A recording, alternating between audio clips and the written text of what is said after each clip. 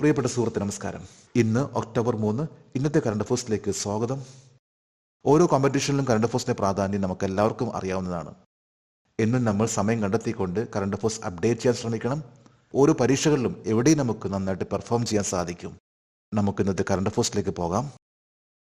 1968 ഫെബ്രുവരി 7 ഹിമാചൽ പ്രദേശിലെ റോത്തങ്ങിന് സമീപം മഞ്ഞുമൂടിയ മലനിരകളിൽ തകർന്നു വീണ ഇന്ത്യൻ വ്യോമസേനയുടെ ഏത് വിമാനം? AN-12 transport plain. AN-12 എന്ന ഒരു ട്രാൻസ്പോർട്ട് ഗതാഗത വിമാനമാണ് 1968 ഫെബ്രുവരി 7 മഞ്ഞു മൂടിയിട്ടുള്ള മലനിരകളിൽ തകർന്നു വീണത്. അന്നത്തെ ആ പ്ലെയിൻ ക്രാഷിൽ ഏതാണ്ട് 10 ഡെഡ് ബോഡീസ് ആണ് കണ്ടെത്തിയത്. ഇപ്പോൾ ലേറ്റസ്റ്റ് ആയിട്ട് പറയുമ്പോൾ 4 ഡെഡ് ബോഡീസ് കണ്ടെത്തിയിരുന്നു. അതുകൊണ്ട് തന്നെയാണ് ഇപ്പോൾ പത്രങ്ങളിൽ വന്നിട്ടുള്ള ഈ ഒരു വാർത്ത.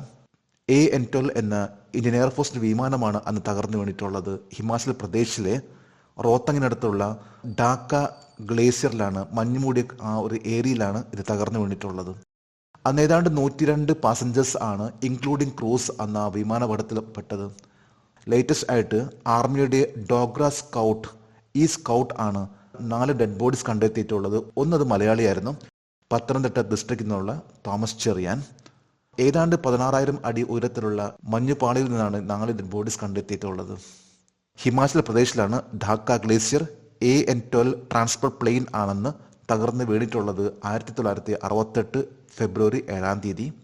ഏറ്റവും പുതിയ റെയിൽവേ റിപ്പോർട്ട് അനുസരിച്ച് കഴിഞ്ഞ 5 വർഷത്തിനിടെ എത്ര വലിയ റെയിൽവേ അപകടങ്ങൾ സംഭവിച്ചു? 200 അപകടങ്ങൾ. ലേറ്റസ്റ്റ് ആയിട്ടുള്ള ഒരു റിപ്പോർട്ട് ആണ്. അതായത് 2024 October 2 railway minister Ashwini Vaishnaw അറിയിച്ചൊരു കാര്യം. അതായത് കഴിഞ്ഞ 5 വർഷമായിട്ട് 200 ആക്സിഡൻസ് ആണ് റെയിൽവേ റിപ്പോർട്ട് ചെയ്യപ്പെട്ടിട്ടുള്ളത്. അതായത് പ്രധാനപ്പെട്ട ആക്സിഡൻസ്. ഇതിൽ 351 പേർ ആണ് കൊല്ലപ്പെട്ടിട്ടുള്ളത്. 970 പേർ പരിക്കേറ്റു. റെയിൽവേയുടെ 17 സോണിൽ നിന്നുള്ള റിപ്പോർട്ട് ആണ്. അതായത് റെയിൽവേക്ക് 17 സോൺ ഉണ്ട്. ആ 17 സോണിൽ നിന്നുള്ള ഒരു ആക്സിഡന്റ് റിപ്പോർട്ട് ആണ്. അതായത് 351 പേരാണ് ഈ കഴിഞ്ഞ 5 വർഷമായിട്ട് 200 ആക്സിഡൻസിൽ മരണപ്പെട്ടിട്ടുള്ളത്. ഇതിൽ 32 കോടി രൂപയാണ് റെയിൽവേ കോമ്പൻസേഷൻ ആയിട്ട് നൽകിയിട്ടുള്ളത്. 26.83 കോടി രൂപ മരിച്ചവരുടെ ഏറ്റവും അടുത്ത ബന്ധുവിനും, കൂടാതെ 7 കോടി രൂപ പരിക്കേറ്റവരുടെ ചികിത്സാ സഹായവുമായി ബന്ധപ്പെട്ട്. ഈ കാര്യം അറിയിച്ചിട്ടുള്ളത് 2024 October 2 railway minister Ashwini Vaishnaw ആണ്. റെയിൽവേയുടെ മിനിസ്റ്റർ ആണ് Ashwini Vaishnaw. North eastern railway, Konkan railway, south western railway, southern railway എന്നിവയെല്ലാം സേഫ് സോൺ ആണ്. ഈ കഴിഞ്ഞ 5 വർഷമായിട്ട് റെയിൽ അപകടങ്ങളിൽ ആർക്കും ഒരു കാഷ്വാലിറ്റി, മരണം ഒന്നും സംഭവിച്ചിട്ടില്ല. കേരളം വരുന്നത് സദേൺ റെയിൽവേയിലാണ്. 2024 ഒക്ടോബർ 2 ഇന്ത്യൻ നാവികസേനയിലെ 2 വനിതാ ഉദ്യോഗസ്ഥർ ലോകം ചുറ്റാനുള്ള പര്യവേഷണം ആരംഭിച്ചത് ഏത് കപ്പലിലാണ്? INS തരണി. പല പ്രാവശ്യം കറണ്ട് അഫയേഴ്സിലും അതുപോലെ തന്നെ പത്രങ്ങളിൽ വന്നിട്ടുള്ള ഒരു വാർത്തയാണ്. അതായത് INS തരണി ലോകം ചുറ്റാൻ പോകുന്ന കാര്യം. ഇന്നലെ ഒക്ടോബർ 2 ഇതിൻ്റെ ഫ്ലാഗ് ഓഫ് കർമ്മം നടന്നിട്ടുള്ളത്. ലഫ്റ്റനന്റ് കമാൻഡർ ദിൽന കെയും ലഫ്റ്റനന്റ് കമാൻഡർ രൂപ A എന്നിവർ, ഈ 2 പേർ സർക്കം നാവിഗേറ്റിംഗ് ദ ഗ്ലോബ്, അതായത് ലോകം ചുറ്റാൻ പോകുന്ന ഒരു മിഷനിലേക്ക് യാത്ര തിരിച്ചു. 23,000 നോട്ടിക്കൽ മൈൽ, ആ ഒരു ദൂരം ആണ് 240 ദിവസം കൊണ്ട് ഇവർ സഞ്ചരിക്കാൻ പോകുന്നത്. Lieutenant commander Dilna K, lieutenant commander രൂപ A എന്നിവർ. 2ാമത്തെ എഡിഷൻ ആയിട്ടുള്ള നാവിക സാഗർ പരിക്രമ എന്നതാണ് ഈ ഒരു സെയിലിംഗിന് പേര് നൽകിയിട്ടുള്ളത്. ഇന്നലെ ഒക്ടോബർ 2 ഇന്ത്യൻ നേവിയുടെ ചീഫ് അഡ്മിറൽ ദിനേശ് കെ ത്രിപാഠിയാണ് ഫ്ലാഗ് ഓഫ് ചെയ്തിട്ടുള്ളത്. ഇന്ത്യൻ നേവിയുടെ ഇപ്പോഴത്തെ ചീഫ് ആണ് admiral Dinesh K Tripathi. INSV Tarini ഇതിൻ്റെ യാത്ര എന്ന് പറയുമ്പോൾ 4 ഭൂഖണ്ഡങ്ങളിൽ 3 സമുദ്രങ്ങളും 3 മുനമ്പുകൾ, ഏറ്റവും ചലഞ്ചിങ് ആയിട്ടുള്ള 3 മുനമ്പുകൾ എന്നിവ കവർ ചെയ്തുകൊണ്ടുള്ള 240 ദിവസത്തെ ഒരു യാത്രയാണിത്.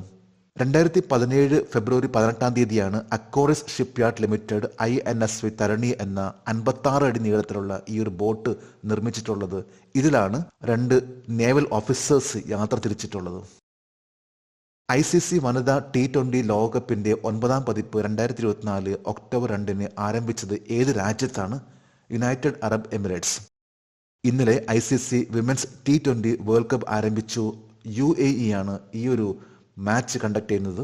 ബംഗ്ലാദേശിൽ ആയിരുന്നു നടക്കേണ്ടത്. എന്നാൽ ബംഗ്ലാദേശിലെ ചില ഇന്റേണൽ പ്രോബ്ലംസ് കൊണ്ടാണ് ഇതിപ്പോൾ UAE മാറ്റിയിട്ടുള്ളത്. 23 മാച്ചുകൾ ആണ് നടക്കാൻ പോകുന്നത്. ഷാർജയിലും ദുബായിലുമായിട്ട് ഒക്ടോബർ 20 ആയിരിക്കുള്ളൂ ഇതിന്റെ ഫൈനൽ മത്സരം.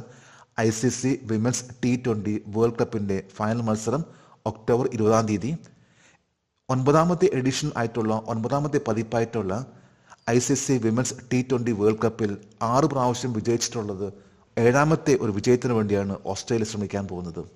അതായത് ഏറ്റവും കൂടുതൽ വിജയിച്ചിട്ടുള്ള ടീം എന്ന് പറയുമ്പോൾ ഓസ്ട്രേലിയൻ ടീം ആണ്. നീതി ആയോഗിന്റെ വനിതാ സംരംഭകത്വ പ്ലാറ്റ്ഫോമിന്റെ ഒരു അധ്യായം ലഭിക്കുന്ന രാജ്യത്തെ ആദ്യ സംസ്ഥാനം ഏത്? തെലങ്കാന. നീതി ആയോഗിന്റെ ഒരു ഭാഗമാണ് വിമൻ ഓണ്ടർപ്രണർഷിപ്പ് പ്ലാറ്റ്ഫോം WEP. അപ്പം WEP ഓരോ സംസ്ഥാനങ്ങളിലും വ്യാപിപ്പിക്കുകയാണ്. ആ ഒരു പ്ലാറ്റ്ഫോമിന്റെ ആദ്യത്തെ ചാപ്റ്റർ ഇത് ആരംഭിച്ചിട്ടുള്ളത് തെലങ്കാനയിലാണ്. തെലങ്കാന സംസ്ഥാനമാണ് നീതി ആയോഗിന്റെ വിമൻ എന്റർപ്രണർഷിപ്പ് പ്ലാറ്റ്ഫോം എന്ന ഈ ഫസ്റ്റ് ചാപ്റ്റർ ഉദ്ഘാടനം ചെയ്തിട്ടുള്ളത്. പ്രധാനമായിട്ടും പറയുമ്പോൾ ഡിജിറ്റൽ കഴിവുകൾ, സാമ്പത്തിക സേവനങ്ങൾ, വിപണി കണക്ഷനുകൾ എന്നിവയിൽ ശ്രദ്ധ കേന്ദ്രീകരിക്കുക എന്നതാണ് WEPയുടെ ലക്ഷ്യം. ഏതാണ്ട് 30,000 വനിതാ സംരംഭകരും 400 ഉപദേശകരും അതായത് മെന്റേഴ്സ് ആണ് ഈ ഒരു WEPയുടെ ഭാഗമായിട്ടുള്ളത്. നാടൻ പശുവിന് രാജ്യമാതാ പദവി നൽകിയ സംസ്ഥാന സർക്കാർ ഏതാണ്? മഹാരാഷ്ട്രയാണ് നാടൻ പശുവിന് രാജ്യമാത എന്ന പദവി നൽകിയിട്ടുള്ളത്. ഇക്കാര്യം അറിയിച്ചിട്ടുള്ളത് മഹാരാഷ്ട്രയുടെ ചീഫ് മിനിസ്റ്റർ ഏക്നാഥ് ഷിൻഡെയാണ്. 14ാമത് ഹോക്കി ഇന്ത്യ ജൂനിയർ വനിതാ ദേശീയ ചാമ്പ്യൻഷിപ്പ് 2024 ഏത് സംസ്ഥാനത്താണ് 2024 സെപ്റ്റംബർ 30 ആരംഭിച്ചത്? ജാർഖണ്ഡ്. 14ാമത്തെ hockey India junior women's national championship ജാർഖണ്ഡിൽ ആരംഭിച്ചു. ഈ കഴിഞ്ഞ സെപ്റ്റംബർ 30 ഇത് ആരംഭിച്ചിട്ടുള്ളത്. ഇന്ത്യ സന്ദർശിക്കുന്ന വിദേശ ടൂറിസ്റ്റുകളുടെ പട്ടികയിൽ ഒന്നാമതെത്തിയ 2 രാജ്യങ്ങൾ ഏതാണ്? ബംഗ്ലാദേശും US-ഉം. ഏറ്റവും ലേറ്റസ്റ്റ് ആയിട്ടുള്ള റിപ്പോർട്ട് ആണ് ബംഗ്ലാദേശും US ആണ് ഇന്ത്യയിൽ ഏറ്റവും കൂടുതൽ എത്തിയിട്ടുള്ള വിസിറ്റേഴ്സ്. അതേപോലെ തന്നെ ശ്രീലങ്കയിലാണെങ്കിൽ ഏറ്റവും കൂടുതൽ വിസിറ്റേഴ്സ് അത് ഇന്ത്യയിൽ നിന്നാണ്. മാൽഡീവ്സിലാണെങ്കിൽ പറയുമ്പോൾ ഏറ്റവും കൂടുതൽ അത് ചൈനയാണ്. ഇപ്പം ഇന്ത്യയിൽ ഏറ്റവും കൂടുതൽ എത്തിയിട്ടുള്ള ടൂറിസ്റ്റുകളാണ് ബംഗ്ലാദേശിൽ നിന്നും US നിന്നും. ഇന്നലെ ഒക്ടോബർ 2 ഇന്നലത്തെ കറണ്ട് അഫയേഴ്സിലെ ഒരു ചോദ്യമായിരുന്നു, ട്രാൻസ്ജെൻഡർക്കായി ഇന്ത്യയിൽ ആദ്യത്തെ സമർപ്പിത OPD ഏത് ആശുപത്രിയിലാണ് തുറന്നത്? ഇതിന്റെ ഉത്തരം RML ന്യൂഡൽഹി റാം മനോഹർ ലോഹിയ ഹോസ്പിറ്റലിലാണ് ഇന്ത്യയിലെ ആദ്യത്തെ ട്രാൻസ്ജെൻഡേഴ്സിന് വേണ്ടിയുള്ള OPD ആരംഭിച്ചിട്ടുള്ളത്. ഇത് കഴിഞ്ഞ വർഷം 2023 സെപ്റ്റംബർ 17 ജേഡിസ് കറണ്ട് അഫയേഴ്സിന്റെ ഇന്നലത്തെ ഈ ചോദ്യത്തിന് മറുപടി നൽകിയിട്ടുള്ള ഓരോരുത്തർക്കും ജേഡിസ് കറണ്ട് അഫയേഴ്സിന്റെ ആശംസകൾ. നമുക്ക് ഇന്നത്തെ കറണ്ട് അഫയേഴ്സ് ഒന്നുകൂടി റിവൈസ് ചെയ്യാം. 1968 ഫെബ്രുവരി 7 ഹിമാചൽ പ്രദേശിലെ റോത്തങ്ങിന് സമീപം മഞ്ഞുമൂടിയ മലനിരകളിൽ തകർന്നു വീണ ഇന്ത്യൻ വ്യോമസേനയുടെ ഏത് വിമാനം? AN-12.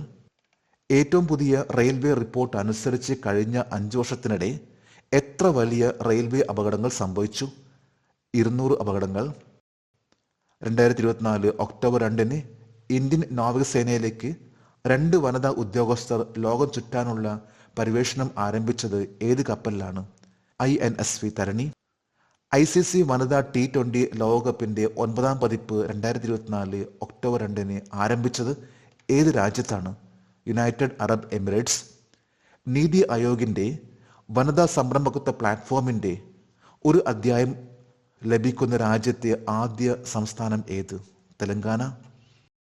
നാടൻ പശുവിന് രാജ്യമാതാ പദവി നൽകിയ സംസ്ഥാന സർക്കാരുകളുടെ പേര്? മഹാരാഷ്ട്ര.